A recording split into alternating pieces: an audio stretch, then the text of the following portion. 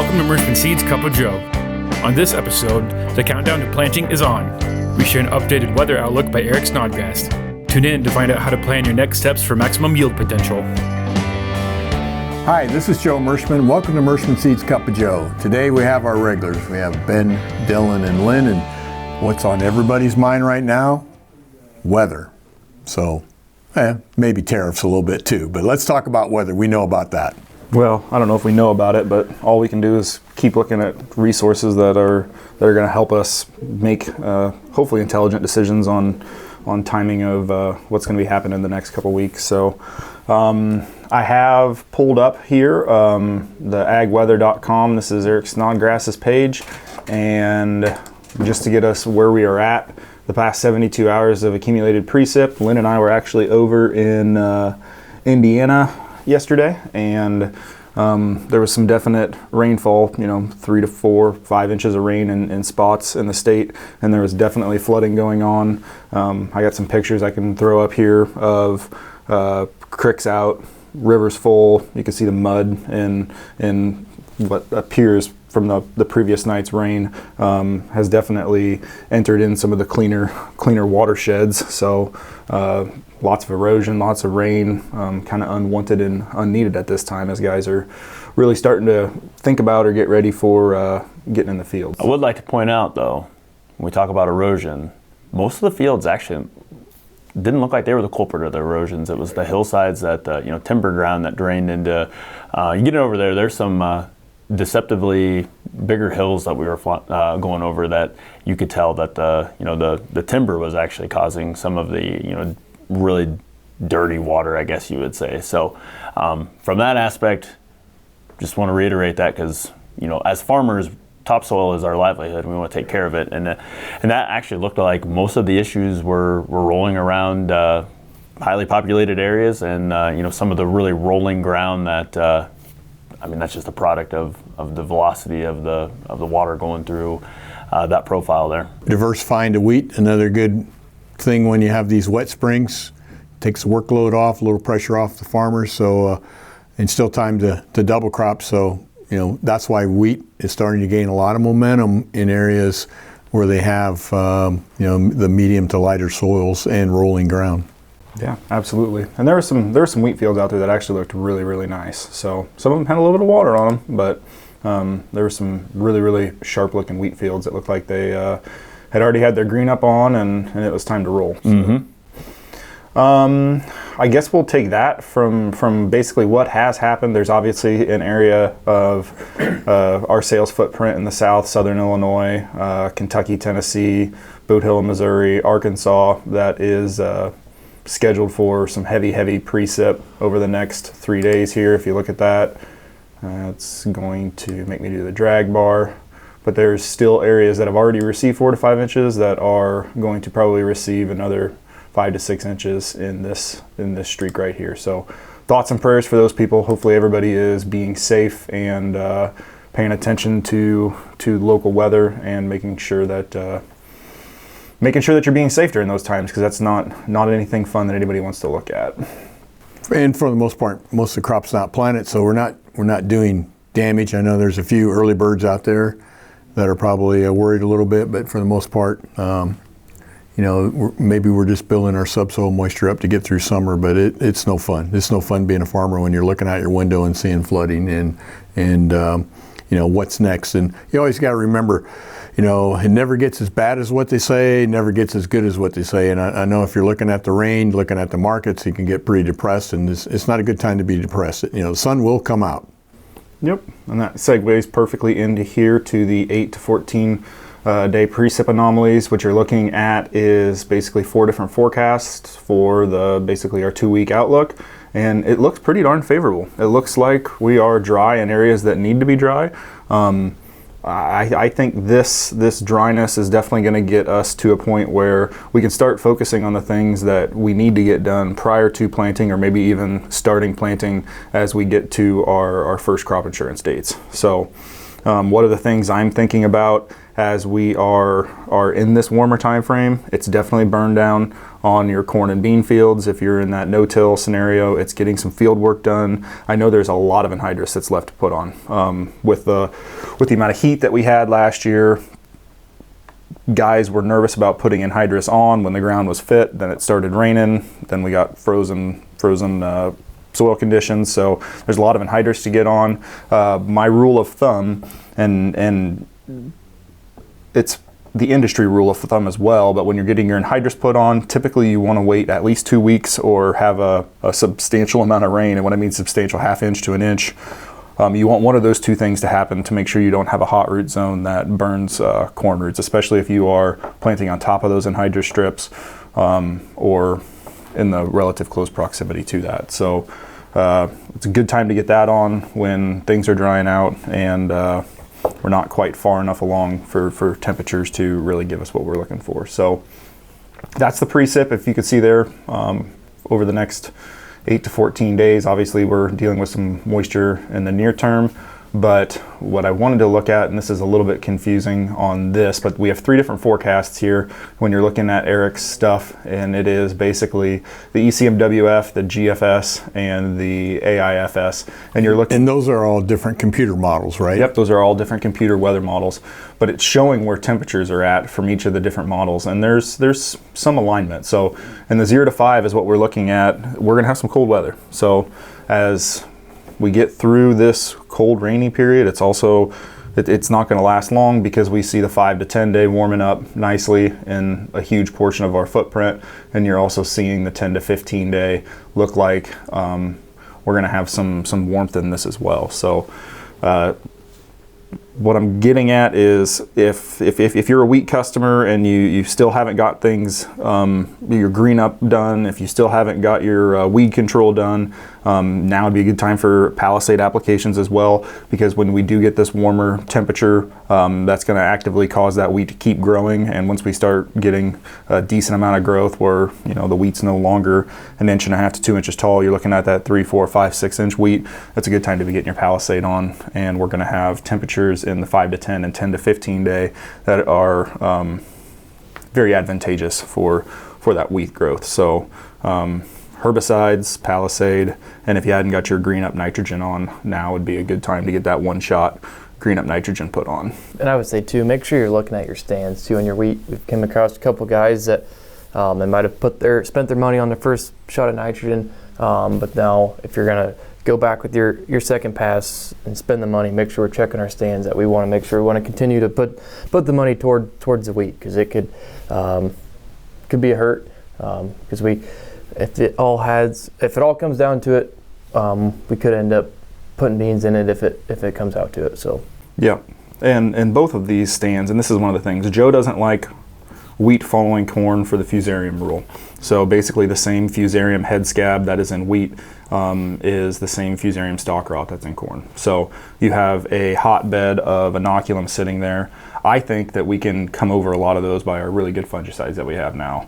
But the stands that you are talking about that we've looked at is because of a lack of seed to soil contact, because you have got to get that trash either buried, or you got to be really meticulous when you're getting it planted to make sure that you're getting through the trash into the ground. And that might have been a little bit hard last year with how dry we were, but those are the things that I really worry about when it comes to seeding wheat following corn, because there's just so much fodder. We had such a phenomenal 250, 60, 70 bushel corn year this year. There's a lot of foliage that you got to deal with. And I've taken a couple phone calls, actually one this week, about some issues with standing wheat on the bean stubble, just because as we get bigger into our bean heads, we got to be really paying attention that we're not windrowing that bean stubble as it's coming back of the out of the back of the combine, that we really try to get it thrown out to the edges. And I know some of the newer models have some compensation mechanisms for it, but it is still, kind of difficult. You have to be paying attention to make sure that the wind compensation factors and all that, as you're trying to get 35, 40 feet out to the edges of that with your bean stubble, because the same thing happens, that it ties up that it can either tie up that moisture or it's not allowing the seed to soil contact. Yeah, that's why more farmers are going in using their 15-inch planter, 15-inch row planters too, because they got better control of the managing the row trash over a drill. So and there's actually one guy I've been following on social media did 30-inch row wheat this year, and by gosh, he's almost to where the rows are closed, so there's a lot of experimentation being done with this equipment, but you're right, seed soil contact on wheat, this is important, getting that wheat down 1.5 inches to get that crown down there, and same as corn. I mean, you want to get that wheat in the ground. Yep, you're absolutely correct. So we are seeing some warm up that's going to happen. I think you're going to see a lot of activity going on in the next, not the 0 to 5 day here, but once we get to a lot of our sales footprints, first crop insurance date, the 10th and later, I think you're going to start seeing the progressive guys push the envelope and get some crop put in the ground. So I'm pretty excited about it. If you didn't get a chance to listen to our episode last week, we spent a lot of time talking about the Meristem hopper throttle and some of the program approaches and some of the yield stuff. So I wanted to re-include, if you guys didn't get a chance to listen to that last week, we'll probably put a link to that episode and the PowerPoint that was associated with it, because even though last week's episode was a 35-minute episode, I still didn't get to cover all of the slides. So there's some really good information that we covered last week. So very good. Anything else we want to add? Well, one point on the 10 to 15, as we're looking, locally here, we do have the opportunity past our crop insurance date to accumulate some heat units that probably can get beans up and out of the ground relatively close to our first or last frost date. So as we're thinking about this and going fast, just keep that in the back of your mind that we're not, if you plan on the 10th or 11th or 12th, and we have the accumulated heat units that we're expecting, you could see that come out of the ground and still potentially be vulnerable to a late season frost. Obviously, the models are showing that we could be past that, but we're not quite to the point where we're looking at the end of April relative to that. But right now, the models, I think, or some of the outlooks on some of the websites are showing we're supposed to stay relatively fine. But that is a risk when you're planning early to have the late season frost. So I just wanted to point out that when Chris Ealer talks about planting early, there's a lot of times it's like the last warm day, and then there is some cooler temperatures to kind of let that bean hold still. As of right now, looking at the 10-day forecast and the 10 to 15 after that, we're going to have 75-degree highs right at 50-degree mark for the lows. So we're going to accumulate some GDUs. So that's going to get stuff germinated and pushed through. So the caveat is plant what you're comfortable planting, and just keep an eye on the forecast as we're pushing through. Yeah, take a look at it once we get to April 10th. Look out for 2 weeks to 3 weeks, because you'll get past that normal last frost date and then hopefully be safe. Yeah, and if you are dabbling in sticking stuff in the ground, you got the extreme guys that are March 15th that are doing their plots or stuff, and they're like what Chris is doing. But I'm still planting beans at 2 inches deep. If it's April 10th, I want those beans to stay in the ground till at least 2 to 3 weeks. Yep. Because it's very common for us, even though our last frost date's April 20th or 21st, something like that. Mother Nature always throws curveballs, so you want that bean in the ground as close to until May, or as close to the beginning of May as you can. So yeah, because I think, what was it, last year some folks experienced some 28-degree temps on Mother's Day. So it would have been 2 years ago. 2 years ago that we had a Mother's Day massacre. Mm-hmm. So you brought this up.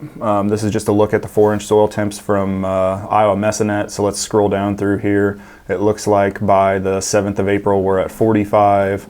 Things really start to warm up. We have the majority of the state of Iowa by the 9th and 10th into the 50s for soil temps. So that's very, very exciting, very, very positive to look at.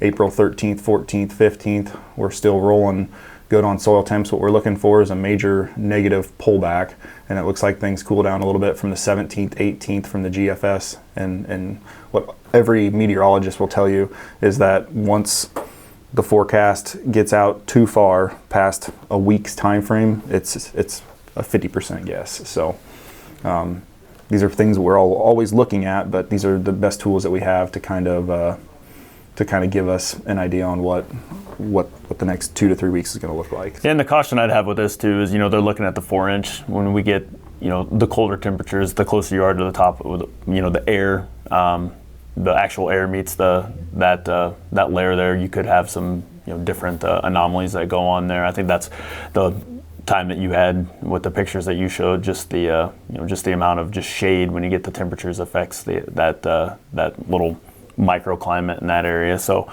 it's good to know that we had basically our thermal blanket underneath us, but we could get a little chilly, but not too bad. Yep. Well, that brings us to my part, and I really don't have a corny joke today, but I thought we'd give our farmers a test. Are you really a farmer? So we're going to take this test, and it's almost 2 pages long. So you're going to have to pay attention and see if you can answer these questions. Okay. And everybody is familiar with Jeff Foxworthy and his "you might be a redneck" thing. Well, this one here is "you might be a farmer." Okay. So here we go. You might be a farmer if your dog spends more time each week riding in your truck than your wife does. You might be a farmer if you've ever had to wash off your boots in the backyard with a garden hose or strip down to your skivvies on the carport before your wife would let you in the house because of mud, manure, or both. You might be a farmer if that 5-gallon bucket hydraulic oil becomes the most valuable tool as the oil for feeding livestock, part storage, a toolbox, and you've never thrown one away that was not busted. You might be a farmer if you've ever used baling twine or wire to attach a license plate, patch a fence, or to tie a square baled hay to the roof of your wife's car. You might be a farmer if you can remember the fertilizer rate, seed population, herbicide rate, yields from farms you've rented the past 3 years but cannot recall your wedding anniversary. You might be a farmer if you've driven off the road while rubbernecking your neighbor's crops or cattle. You might be a farmer if you've used the same knife to castrate bull calves or pigs to cut your steak dinner at the table or restaurant. You might be a farmer if you've ever used duct tape, a bandana, a bandage for bleeding hands from barbed wire or wire fence repairs. You might be a farmer if you refer to land using the names of farmers who owned them a generation ago. You might be a farmer if the equipment under your barn is 10 times more valuable than what you parked in your garage.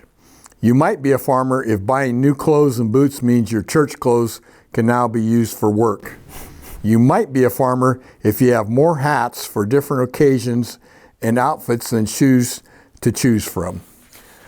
Just getting started here. You might be a farmer if you've ever pulled off the highway because stuff started flying off your dusty, cluttered dashboard because the windows were still rolled down. You might be a farmer if your family becomes instantly silent when the weather comes on the news at each night. You might be a farmer if you can tell the difference between the smell of a skunk and the smell of dairy. You might be a farmer if you can tell the difference between a bull and a heifer from quite a distance. You might be a farmer if family picnics are mostly shared on the tailgate of a pickup during planting or harvest season. You might be a farmer if using an elevator relates to grain harvest rather than in a tall city building. You might be a farmer if your regular social conversation with your closest friends at the local diner involves rainfall, equipment repairs, hybrids, or herbicides. You might be a farmer if your tractors and combines have working air conditioners, but your truck doesn't. You might be a farmer if your biggest family vacation you have ever had in the last 5 years were spent at the regional fair with the 4-H or FFA steers, heifers, hogs, or horses. You might be a farmer if spending time alone with your wife in the evening means she is holding a flashlight while you fix something. You might be a farmer, and finally, if you won $1 million from the lottery, your life would not change that much. You'd keep right on farming, maybe with newer equipment, more land, but you'd keep farming because that is who you are and what you do. So with that, hope you enjoyed that. We thank you very much for your business. Please be safe this spring as we start planning. Remember, safety is really important to your family. Hope you're healthy and safe. We'll see you next week.